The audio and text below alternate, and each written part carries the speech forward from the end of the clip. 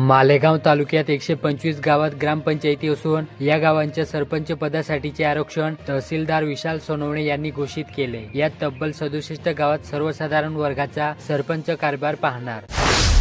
नांदगाव तालुक्यात उन्हाची दाहकता जाणवत असल्याने पाण्याच्या शोधार्थ भटकंती करणारे हरिण 70 फूट खोल विहिरीत पडल्याची घटना टाकळी शिवारातील तांबेवाडी येथे घडली असून स्थानिक ग्रामस्थ आणि वन विभागाच्या संयुक्त प्रयत्नाने त्यास सुखरूप बाहेर काढल्यानंतर निसर्गमुक्त करण्यात आले।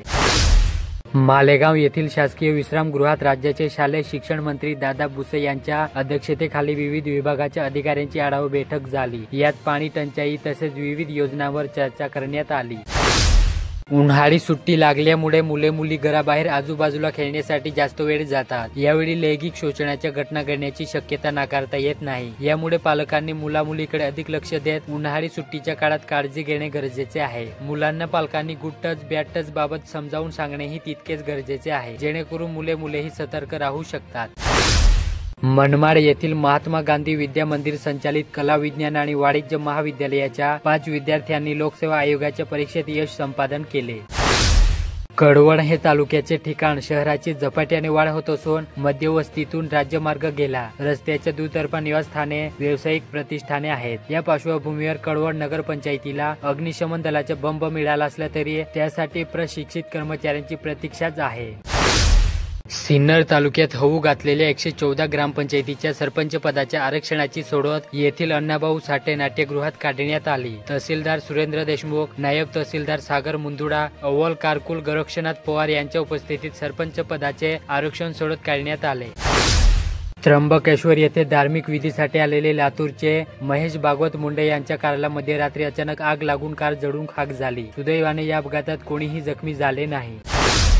येवला शहरातील समद पार्क भागात गोरक्षकांना जमावाने जबर मारहाण केल्याची घटना घडली। त्यात दोघे गंभीर जखमी झाले असून त्यांना शहरातील खासगी रुग्णालयात दाखल करण्यात आले। या घटनेच्या निषेधार्थ सकल हिंदू समाजाच्या वतीने रास्ता रोको आंदोलन करण्यात आले। या प्रकरणी शहर पोलिसांनी 10 आरोपीसह अद्याप 8 ते 10 जणांविरुद्ध गुन्हा दाखल केला असून 4 आरोपींना ताब्यात घेतले। त्यांना 2 दिवसाची पोलीस कोंडी मिळाली।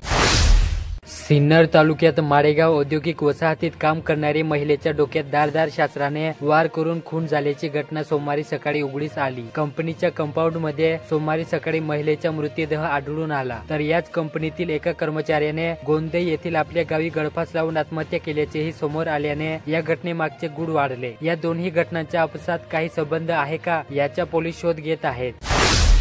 जिल्हाधिकारी जलज शर्मा यांना सोमवारी पंतप्रधान नागरी सेवा सर्वोत्कृष्टता पुरस्कार 2023 प्रदान करण्यात आला। केंद्र सरकारच्या 12 प्रमुख योजनांची नाशिक जिल्ह्यात प्रभावी अंमलबजावणी करण्यासाठी शर्मा यांना हा पुरस्कार देण्यात आला। करंडक मानपत्र आणि 20 लाख रुपये असे पुरस्काराचे स्वरूप आहे।